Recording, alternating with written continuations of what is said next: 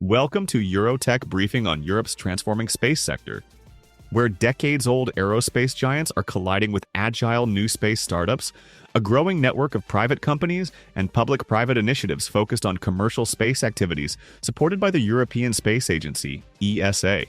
Professional investors and industry leaders are watching closely as Airbus, Thales with partner Leonardo, and newcomers like EnduroSat push a new era of innovation and competition.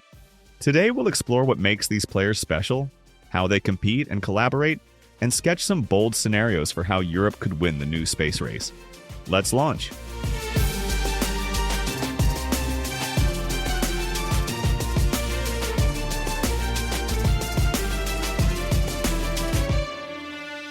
Europe currently ranks third globally in total space investment behind the US and China.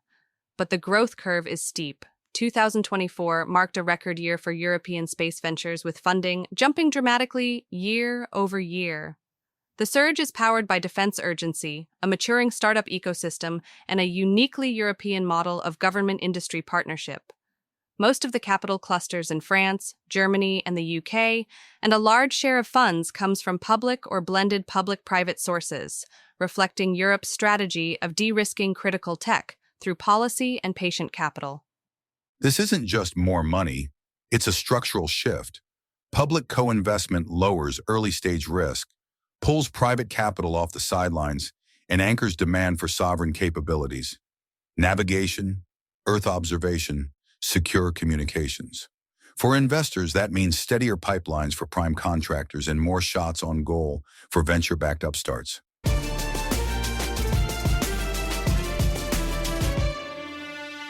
For decades, Europe's space industry has been defined by a few heavyweight champions. Now those champions are joining forces. Airbus, Thales, and Leonardo plan to merge their space divisions into a single company, a consolidation on par with the creation of MBDA in the early 2000s. Internally nicknamed Project Bromo, the combined entity aims to build a European space champion with critical mass in satellite manufacturing, space systems, and services. Think of a platform that spans Earth observation, secure communications, navigation payloads, and complex habitats, while leaving launchers like Ariane and Vega outside the deal. Airbus Defence and Space returned to growth after a difficult reset, trimming overambitious programs and refocusing on execution. Recent wins include military radar satellites in the UK, a large German secure comms program, and high-volume manufacturing for broadband constellations. Airbus also co-owns Ariane Group, which returned Europe to commercial launch cadence with Ariane 6.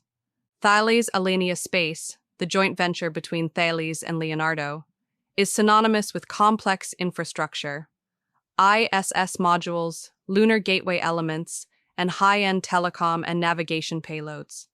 Its expertise in habitats, life support systems, and intricate payload integration makes it Europe's go-to on many flagship missions. Leonardo anchors Italy's strong space posture through stakes in Thales EnduroSat, Telespazio, and Avio, plus key subsystems and downstream services. Its national program support, ground segment operations, and service footprint complement the manufacturing muscle of Airbus and Thales. The new venture is slated to employ tens of thousands, target multi-billion euro annual revenue, and deliver sizable synergies by streamlining overlapping product lines and manufacturing footprints. Ownership would be roughly balanced across the three parents. Scale is strategy, space is capital-intensive, and the competitive bar is rising as U.S. players vertically integrate satellites, launch, and services. A unified European prime can reduce duplication, accelerate product cycles, and negotiate from strength, especially as customers demand constellation-class throughput, software-defined payloads, and cyber hardening. The risks, execution complexity, regulatory scrutiny, and keeping room for mid-sized suppliers so innovation doesn't get smothered. But the upside is a credible European champion that can bid globally and keep sovereignty programs onshore.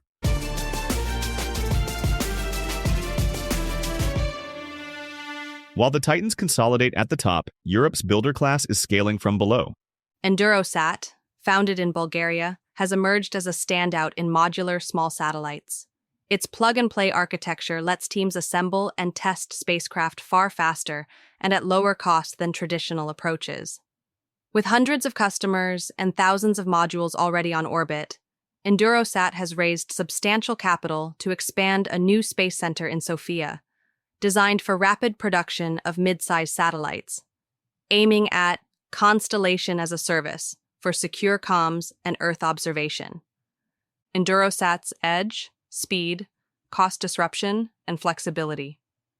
It competes with global small-sat manufacturers and platforms, from U.S. players to European rivals like AAC Clyde, Nano Avionics, and GomSpace, while large primes push their own small buses for mega-constellation contracts. Other notable European new space stories.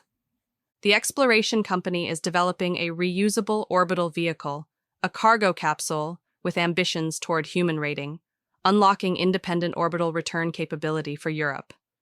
ICEYE leads in synthetic aperture radar microsatellites, delivering high revisit, all-weather imagery used for commercial and defense applications.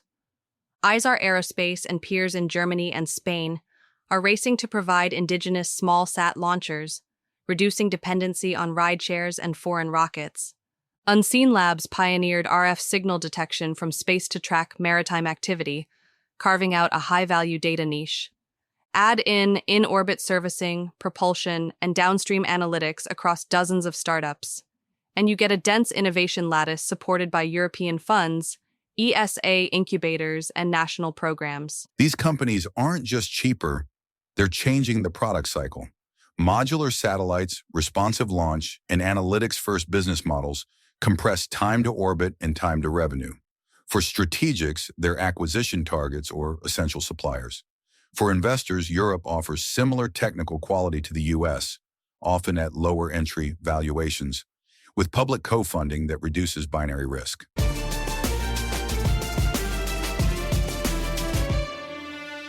Europe's firms don't compete in a vacuum. The global field is crowded and fast. Launch. Reusable rockets have reset economics. Falcon 9's cadence and price points challenged Ariane 5 and now pressure Ariane 6. Europe is responding with Ariane 6 flights, reusability demonstrators, and a new wave of micro-launchers. In the interim, European missions have sometimes booked foreign rides, a stark reminder that access to space is strategic. Satellites and constellations. The market has shifted from bespoke GEO birds to mass-produced LEO constellations. Starlink vertically integrates satellites, launch, and service. Amazon's Kuiper is following. Europe's answer is to specialize where it's strongest: high-performance payloads, secure government missions, Earth observation excellence, while planning its own sovereign communications constellation, downstream, and data. In Earth observation analytics, maritime RF, and climate services, European players compete with well-funded US firms and a rising China. Europe's advantage? Policy and science depth. Copernicus open data, climate leadership, and standards give European companies a platform to build unique, defensible services. Defense and security. Post-Ukraine, European governments are accelerating secure comms and reconnaissance. Sovereignty concerns make domestic primes the default for sensitive systems. Commercial alternatives exist, but reliance on foreign networks for military-grade services is a political non-starter. The new megaprime would likely become Europe's default integrator for many of these programs. The takeaway: customers have substitutes for almost everything. Launch, imagery, broadband. Europe must compete on reliability, security, and total lifecycle cost. Consolidation plus new space speed gives Europe a path to remain globally relevant. But gaps in launch reusability or constellation scale must close to avoid permanent dependency.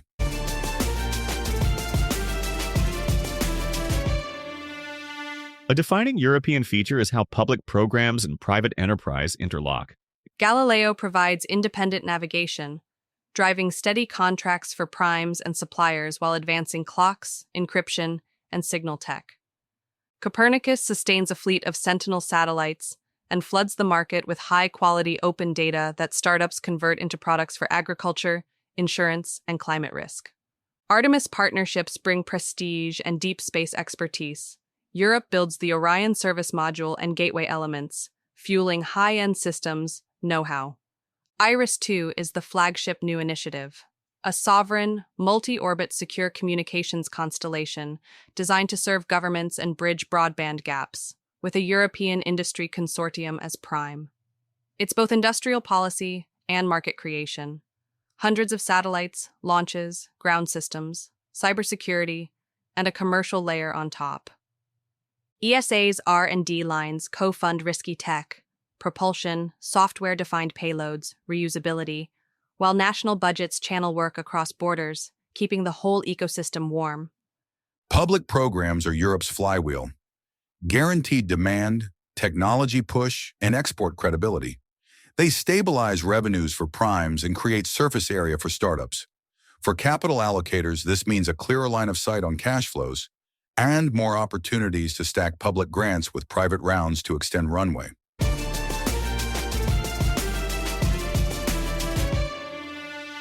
Let's look over the horizon. What would it take for Europe not just to keep up, but to lead? Scenario A, the unified champion breakthrough. The Airbus Thales Leonardo venture executes flawlessly by 2027.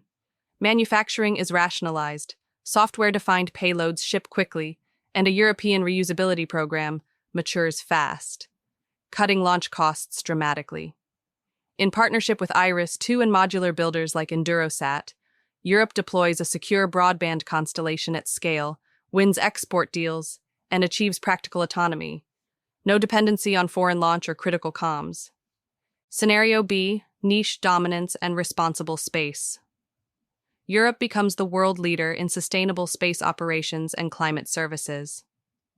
Active debris removal, in-orbit servicing, and precision climate intelligence become billion-euro categories where European firms set the standards and earn premium margins.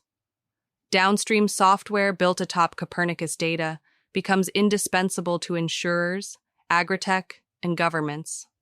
Scenario C, human spaceflight autonomy. Backed by political will and industrial consolidation, Europe invests in a crewed capsule and a reusable launcher by the late 2030s. Regular European-operated missions to a European-led station and deep space infrastructure establish global prestige and create a cascade of contracts across habitats, robotics, and life support. Each path trades off speed, capital, and risk. The champion route is about scale and vertical reach. The niche route is about values, aligned leadership, and high-margin services. The human spaceflight route is geopolitical prestige with a heavy capex bill. A blended path is most likely, consolidation to secure autonomy, plus targeted bets where Europe can lead the world.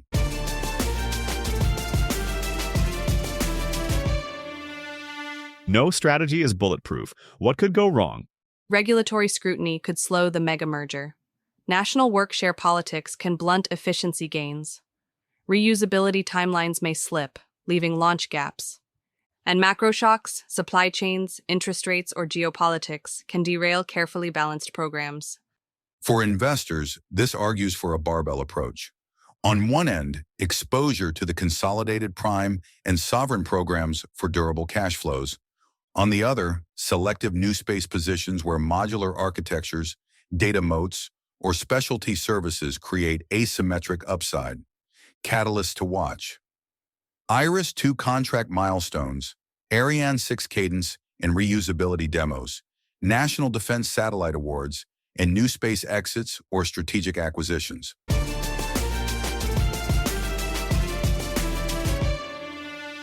Europe's space industry is at an inflection point. Giants are uniting to build a true continental champion. Startups are shipping faster, cheaper, and smarter. And public programs are acting as both safety net and springboard. Competition is fierce, from U.S. vertical integrators to China's state-backed players.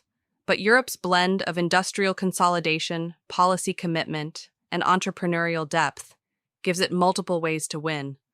Winning doesn't have to mean outspending everyone or launching the most rockets. It can mean sovereignty, never needing to outsource critical space functions. It can mean standards leadership in sustainability and climate, or commercial strength in high-value services where Europe already excels. With disciplined execution and smart capital, Europe is positioned to be one of the winners in humanity's next chapter beyond Earth. Thanks for listening. If you found this briefing useful, follow for more deep dives on Europe's strategic tech shifts. Until next time, clear skies and steady telemetry. This podcast was produced by Asif Rajani and brought to you by Eurotech.vc, empowering Europe to lead the global tech race.